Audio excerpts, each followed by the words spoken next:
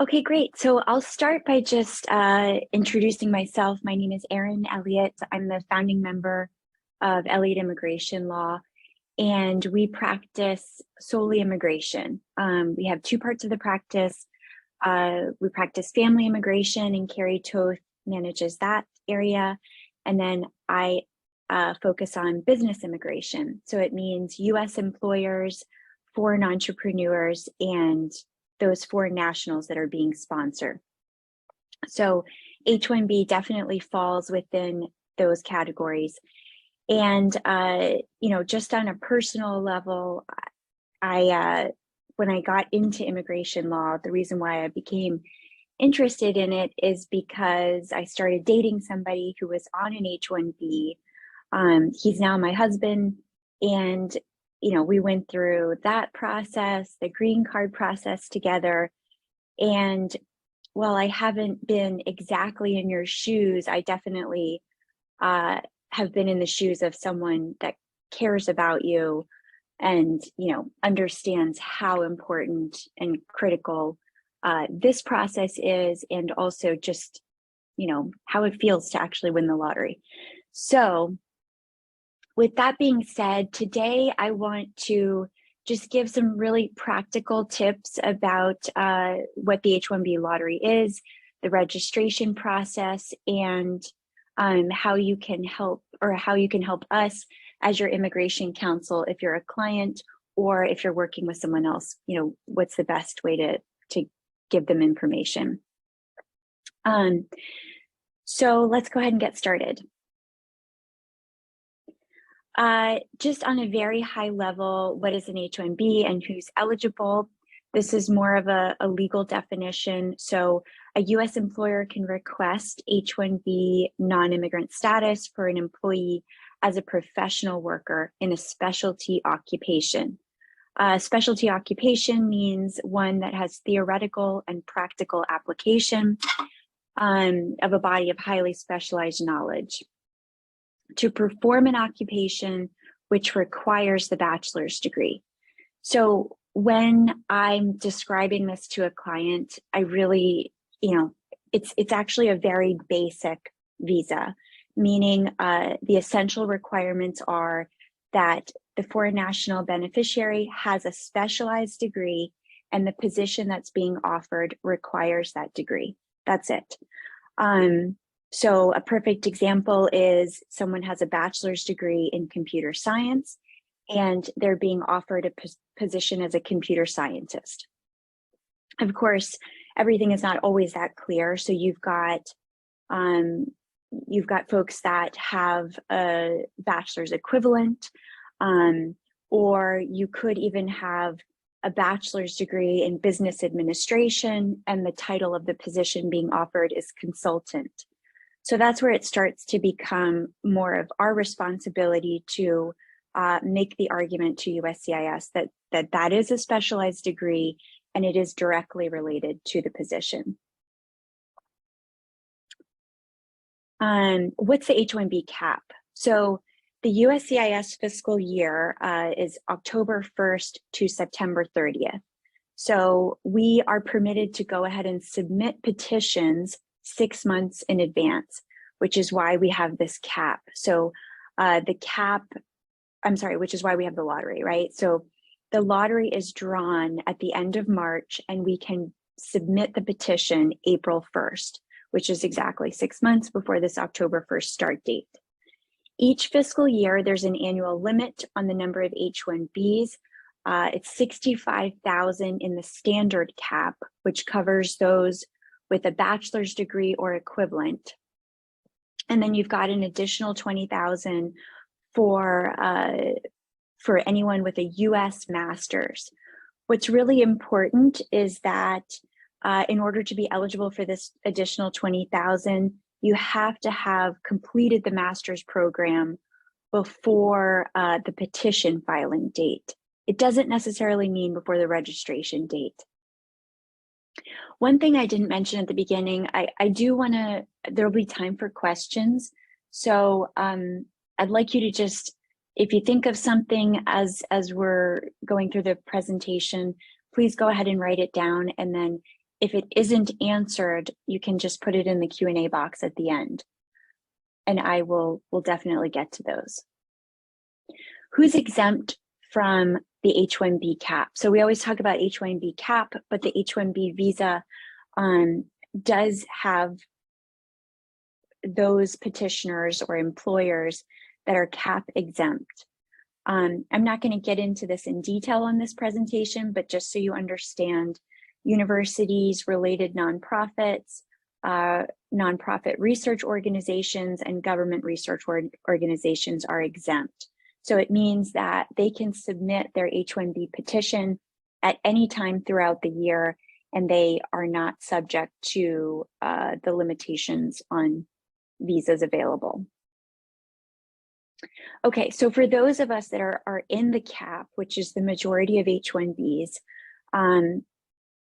in 2020, USCIS initiated a new electronic registration process. This is very, very helpful. It used to be that we would gather all of the H-1B petitions, prepare everything, submit everything on April 1st, very stressful. Submitted on April 1st, and then wait months and months to even know if you were selected for adjudication.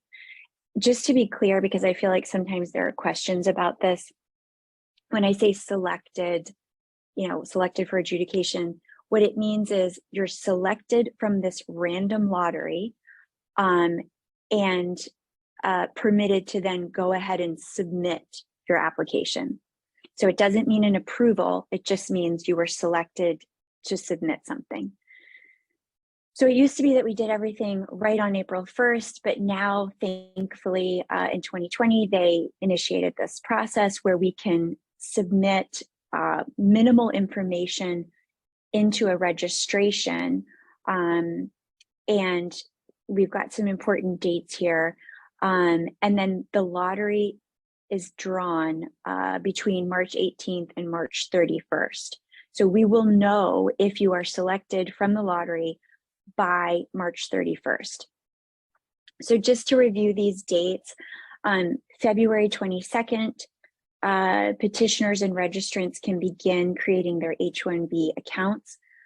This just means that if you haven't filed an H-1B through this registration process before, you can go ahead and create the account. It doesn't mean that we can start completing the registrations.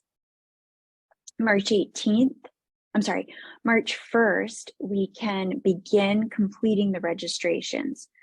And that will go until March 18th. And then March 31st, we will have the results of the lottery so that we can begin submitting the actual petitions on April 1st. Just to be clear, April 1st is the first date that we can submit these petitions. It doesn't mean they have to be submitted by April 1st. You're given a 90-day window to submit your petition package once you're selected. Okay, so if you're working with our firm, we really like to have things kind of buttoned up long before we start the registration process. And, as I said, this registration process was initiated in 2020. We've had some time to work out the kinks. And what I have found is that it's best to have everything up front so that we can do our due diligence prior to submitting the registration. So for the employers, it means identifying all the H-1B candidates that you want to submit in the CAP no later than April 1st. If we could do it before that, that's great. And then for the employers and the beneficiaries, provide all the documentation requested by us no later than February 7th. That gives us enough time to go ahead and review everything. We have several H-1Bs that we submit, and we want to make sure that we're really thorough with everyone's application. And we'll go over the documents too in detail. This is just a little bit of information about registration for employers. we will definitely walk through each employer with the registration process. Our office will share detailed information about creating the registration account. Once we draft each of the registrations, they are then approved by the employer before it's submitted. And this is really just to do several checks. You don't want to have any errors in the registration. Some common errors that USCIS sees and that we've seen the agency have to deal with as a whole and comment on is, a passport information it's about to expire. So whatever information we're submitting there is later on going to be different when we submit the petition package.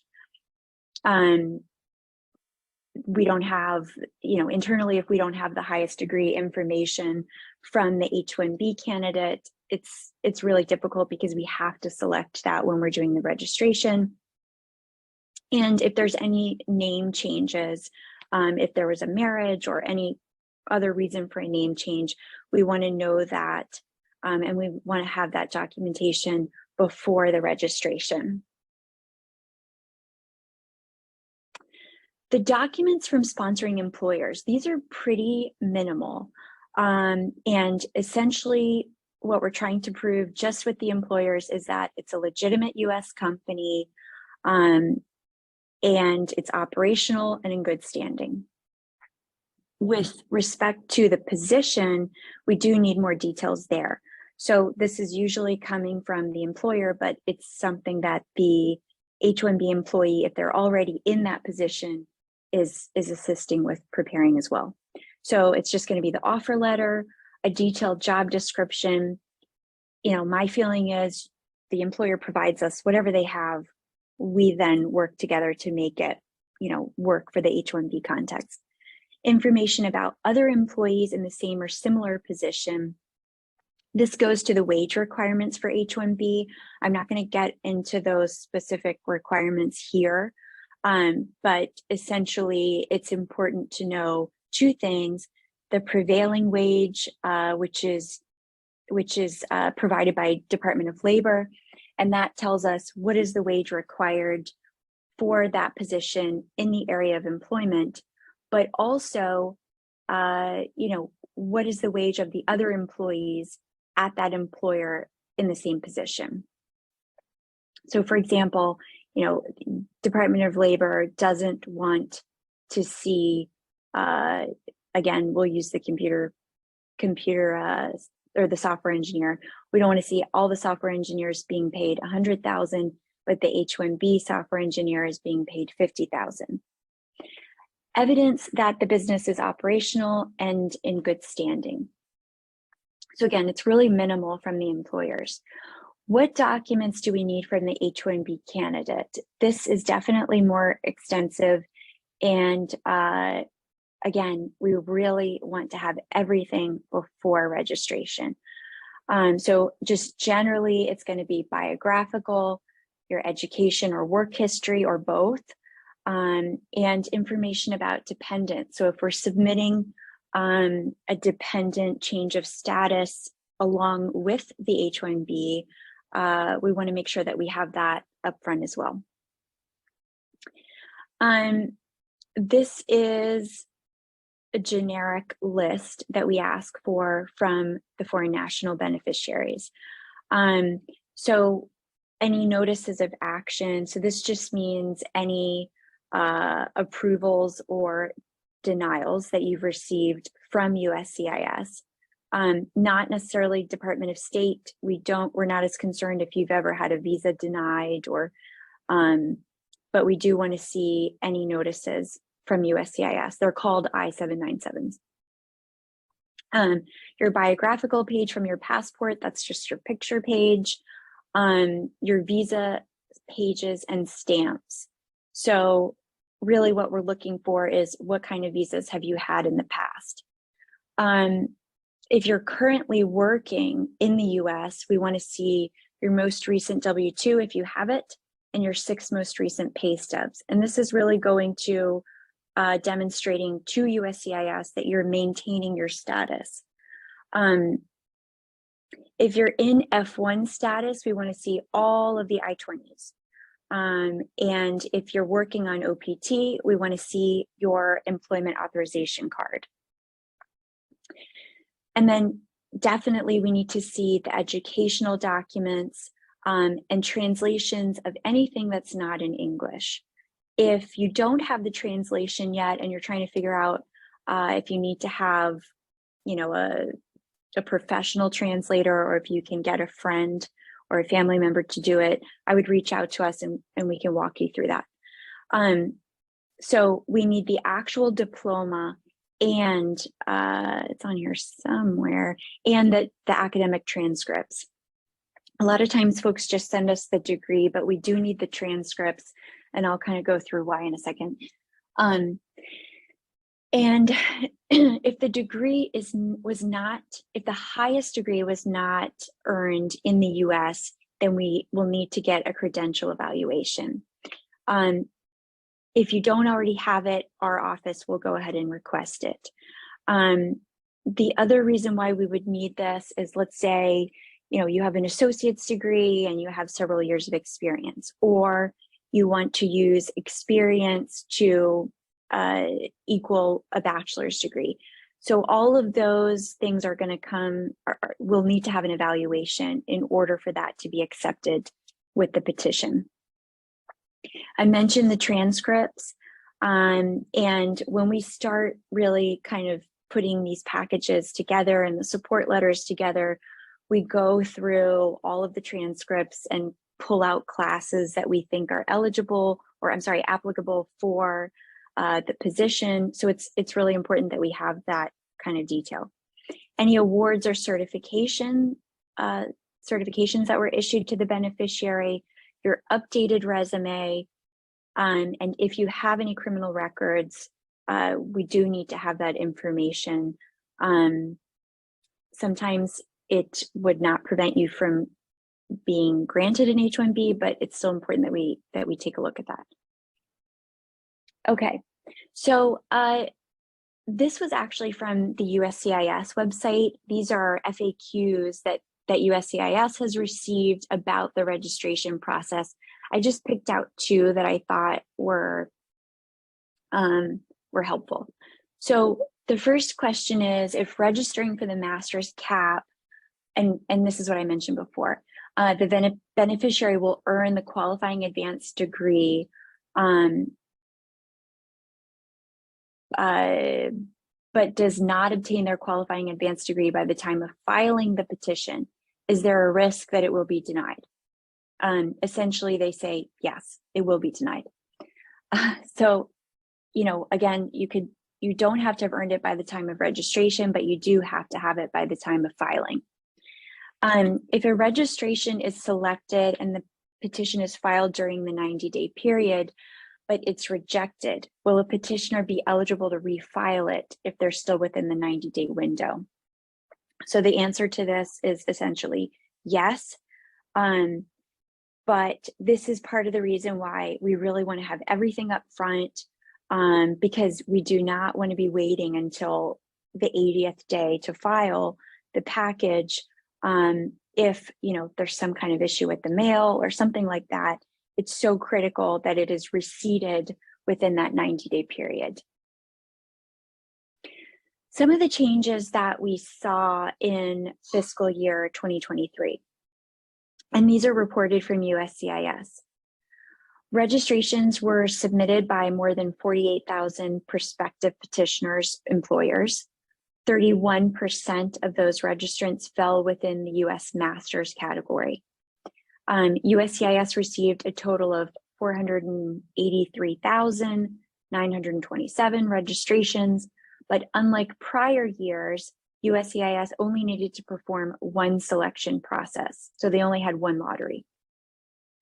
About 26% of registrations being selected from the lottery. In contrast, in 2022, USCIS conducted lottery selections in March, July, and November. USCIS did not suspend premium processing for CAP cases.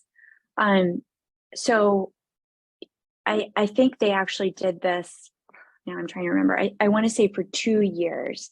And it was really during the height of COVID. We did see that there were multiple selections. And, I've had a lot of questions this year about, are we going to see that again? And my feeling is we didn't see it last year. I don't think we're going to see it again, unless something drastic happens, potentially with the economy or the job market. But I think that was really due to COVID and due to the new registration process. Oops. I'm missing some of my, oh no, okay. Sorry guys. Let me get back here. Okay. So your registration was selected. Now what? So as I mentioned, once we receive the registration selection notice, which by the way, it will come to the employer. And it's something that we will obviously be checking on that March 31st date, but we do check throughout the process as well, just to be sure that, if there is a later draw, that we are not missing anyone. But your employer will get the notification and we will receive the notification. And then once we receive that, we will let all of the beneficiaries know and the employers know. And from that point, we have 90 days to file the petition. And 90 days seems like a long time, but as I mentioned, when we have not required all the documents up front, we had some kind of stragglers, right? So, we had documents that were not coming in, and it's just too much on the line to leave it for the last minute. So, because within that 90-day period, we are preparing the support letters, we're putting the packages together, we are filing the labor conditions application with Department of Labor.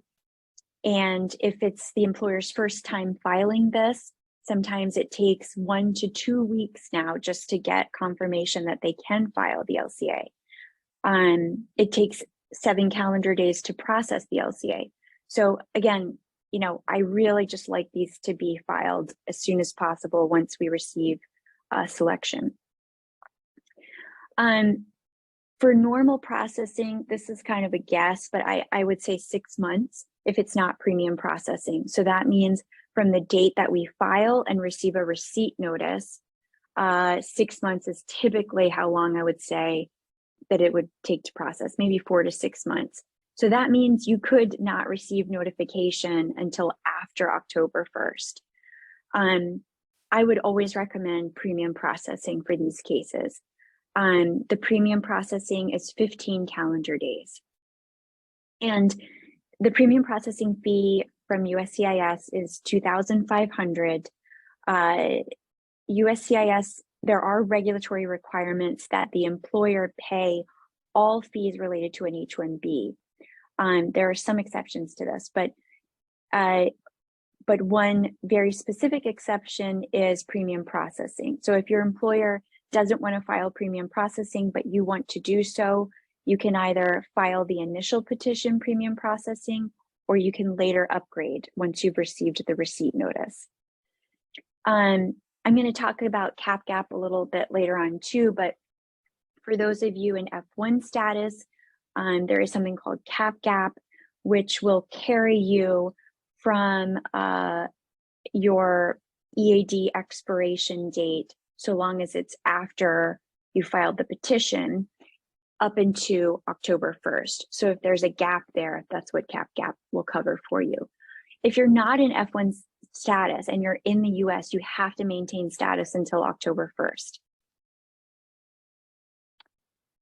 So predictions for fiscal year 2024. Based on the data that we have from last year, the current job market, prior cap seasons. As I mentioned, I think there will be one lottery drawn this year on March 31st. And just based on the numbers, it looks like there's going to be a 25 to 30% chance of being selected from the lottery for adjudication. The denial rate is fairly low. So here it says 7%. You know, just to give you perspective, in 2018 it was 24%. So it's been low, and I think it will remain low. It doesn't mean that certain cases are more, you know, susceptible to denials, and those are something that we would raise those red flags to you when we're doing the initial review of your documents. Okay, so this is frequently asked questions. I'm going to answer one question that was put in the chat just because it's related to what we had talked about with transcripts. The question is, does the original copy of our transcripts have to come from the school we graduated from, or would it be okay if it comes from us? These do not have to be official transcripts. So they can definitely come from you as the beneficiary. And in fact, they should, because it's probably just easier to get them to us that way. The other thing is, you know, everything is a copy that we're submitting with the application. So you don't want to provide any original transcripts or original diplomas. Everything will be a copy and everything can be shared with us electronically. Okay, FAQs. What is CAP-GAP and when does it apply? So I just briefly mentioned this, and once a timely filing has been made after the registration selection, CAP-GAP, what's important, I guess, here is that we're talking about a filing, not the registration. So if your EAD expires April 2nd, you want to make sure that we are filing the petition April 1st, okay? I think that's right. So that you can be sure to have your extension from that date until October 1st. It's extended until October 1st, so long as it is processing or you are approved. If it's denied, then you would be, then it would be terminated. Another question I had is, you mentioned all I-20s. What if I don't have previous I-20s? Will the latest one be enough? Ideally, you would provide all of them.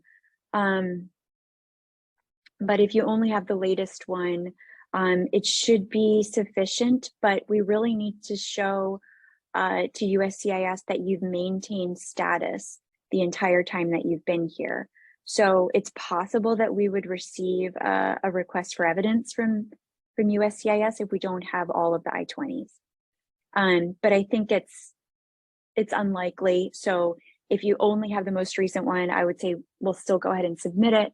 But you know, ideally we'd like to have all of them. How does an F1 student covered under the CAP-GAP extension obtain proof of continuing visa status? So it's issued automatically if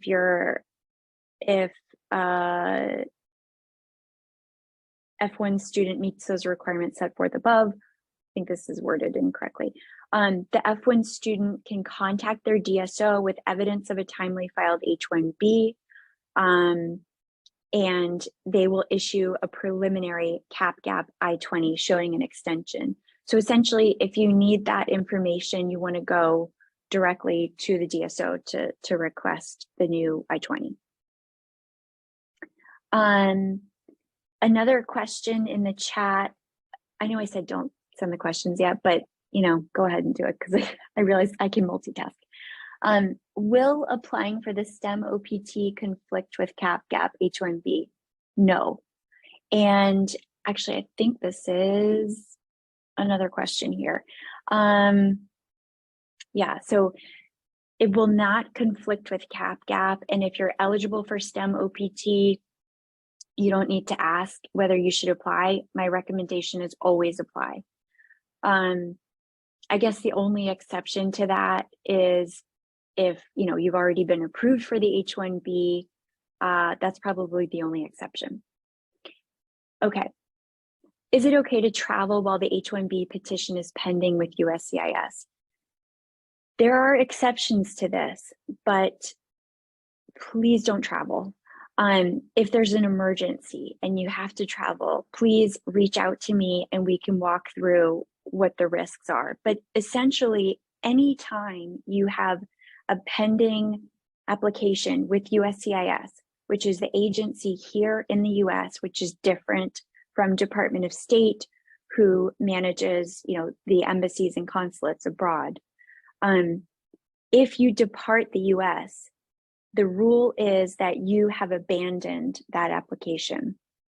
It means that you don't want to stay here anymore. You don't want to do a change of status.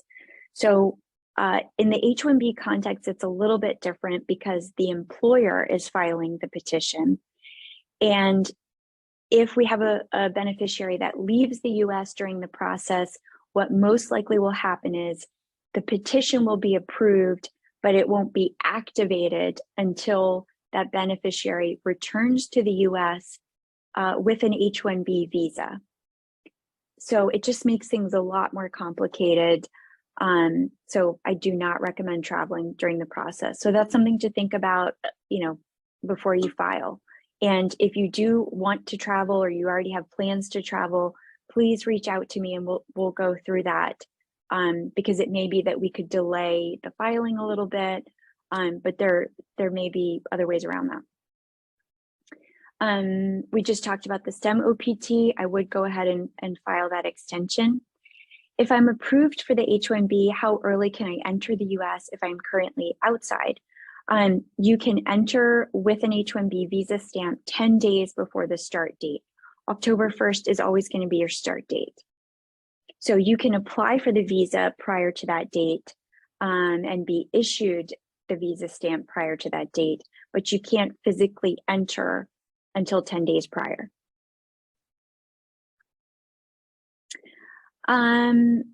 So I'm now just going to open it up for questions. We're at 12:30. So I see some questions here. I'm just going to run through those. I've also got my information up here, and I'm happy to answer questions that you have that you think of after the presentation. Okay, let's just jump into these. I applied for my STEM OPT extension and got my approval notice earlier this week. My EAD is still on the way, but there's some address issues. Do I need to produce a physical EAD card as part of the documentation needed, or is an approval notice from USCIS enough? You really need to have the EAD to have authorization to work. And the reason for that, it's a little bit of a gray area, but ideally you would have that EAD prior to filing the actual petition. So if there's, if there's an address issue, you definitely want to submit a change of address to USCIS, confirm that they have the correct address. And as I said, ideally you would have that card in hand before you're applying to demonstrate that you are working with authorization.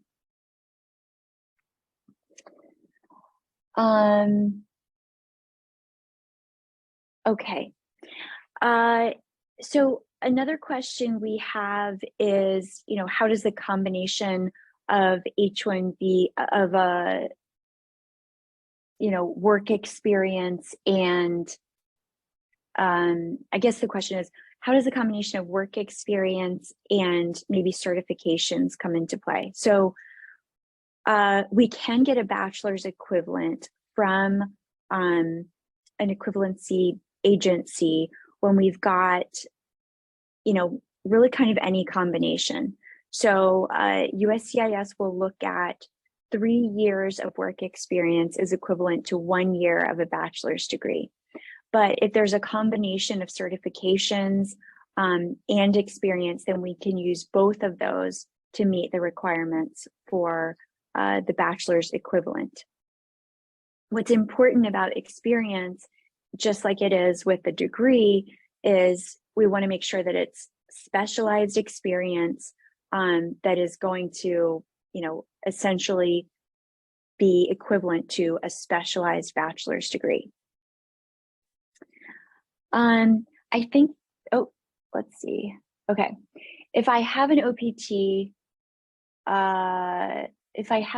is October 1 the cutoff date when my status would change from OPT to H-1B? Yes. Will you receive a new EAD card? No. So unlike OPT, H-1B doesn't require an employment authorization card. So when you receive that approval, if you're in the US, your employer will receive that I-797 approval notice. And if you're in the US, at the bottom, it's going to have your I-94. That is a very, very important document, and we'll instruct the employers to give that to you. But it's also something that you should be conscious of is going to come in, and you want to make sure that you have that in hand. It will not be updated online. It's just the physical copy. So that I-94 will demonstrate that you are authorized to be in the US and that you have work authorization. When you say before filing for petition, is that the 90-day period starting April 1st? I'm not sure I understand the question exactly, but when I say filing the petition, I mean actually filing the I-129 petition and receiving a receipt notice. The 90-day period will start, let's say the lottery is drawn on March 31st, the 90-day period will start March 31st. Actually, I'm sorry, it'll start April 1st, right?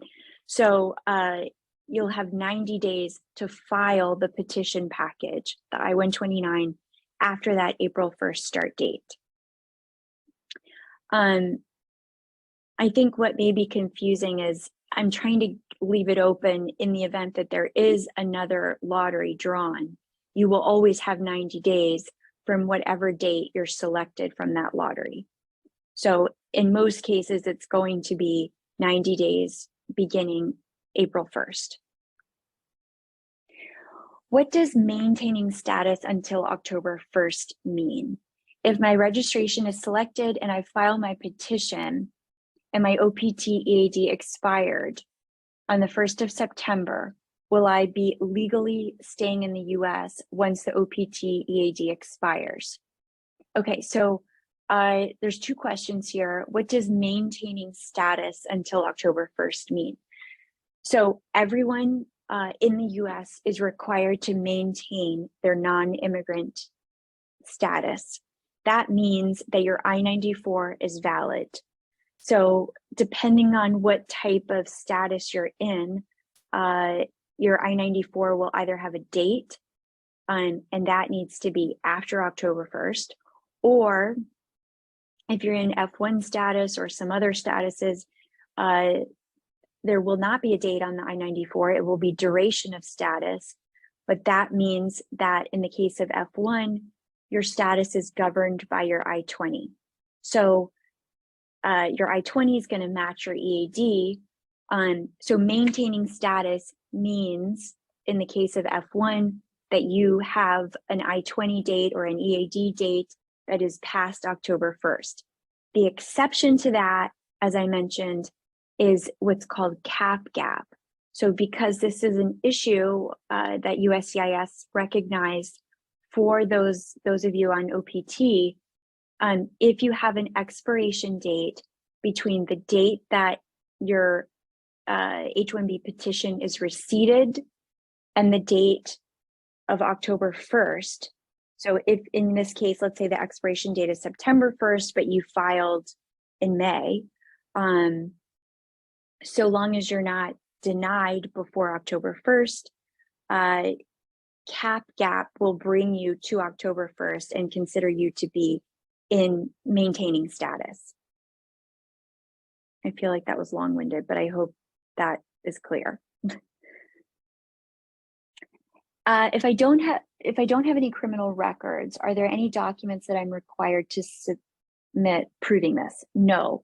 So there's no police certificates or any kind of certification from your home country or the US that we need to submit to demonstrate that you don't have a criminal record.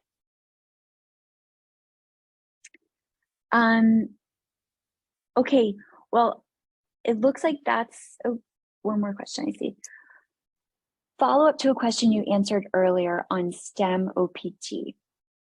I received an I-20 from my university stating the STEM OPT extension requested, which allowed me to file for the STEM OPT extension. Once the extension is approved, do I need to get another I-20 from the university stating that the extension has been approved? No, I don't believe so. I think that I-20 is issued to you before the approval. So I'm questioning this because this is done through the school, but my understanding is that the I-20 you receive, you receive that before you actually get your new EAD card. But I'm not 100% certain because you also have the form that your employer needs to fill out. But I don't believe that you need to get an additional I-20 showing that it's been approved. To be certain, I would check with your DSO, however, just to make sure that, that they don't require anything additional. When you say stamps on a passport, are there any specific stamps in mind? So, I mean, really, we're looking for visa stamps. We request your visa, all of the visa pages, I think, on that slide I showed. Sometimes people will send us hundreds of pages based on old passports. I don't actually need all of that. So what we really need is your visa stamp. So that's like your F1 visa stamp. I'm not talking about entry stamps. We just need the actual visa pages, visa stamps. If I have 30 years of experience, but no degree qualifications, is it unlikely I would be successful? Absolutely not. There's no reason to think you would be unsuccessful with that. What we would want to look at is, what is the specialization of the experience and how is it applicable to the offered position? So long as you have, again, that really basic connection, and we can get a degree evaluation, that should be sufficient to meet the basic H-1B requirements. Just to confirm something you said earlier, physical copies of diplomas and transcripts are not required, correct? Yes, so what I mean is originals are not required. So typically everything is shared with us electronically through our client portal. But if you have a physical copy and you'd rather drop it off at the office, that's totally fine. But what I mean is originals are not required. So you don't have to provide us an original, directly from the school. Will unofficial transcripts suffice? Yes, exactly.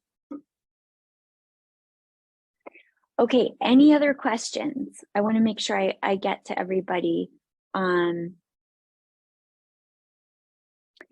My STEM extension is not yet approved and the first year of my OPT ends February 7th. I've applied for the extension, but it's still pending. I see that one of the required documents is an EAD, but I might not have it before February 7th. Well, if you don't have it, you don't have it. So I would say just get it to us as soon as possible. I don't want to say that we're not serious about these dates, but obviously sometimes, life happens and you just don't have it. So, we want to make sure that we have it before we submit the petition package. But if you don't have it by the 7th, that's fine. And it sounds like you're in, you're in status. So, and it's pending. So there's no issue with that. but ideally anything else, I just would try to get it to us by the 7th. Is there any way to access this recording after the fact to revise the information? So we'll definitely provide access to the recording after the fact. I don't think we'll revise any of the information, but if you have other questions, we can certainly answer those. Okay, everyone. Well, thank you very much. I appreciate you joining me today, and I hope that this kind of walks you through this process. We will definitely share the recording, and if there's any clarifications needed, please feel free to reach out. Thank you very much.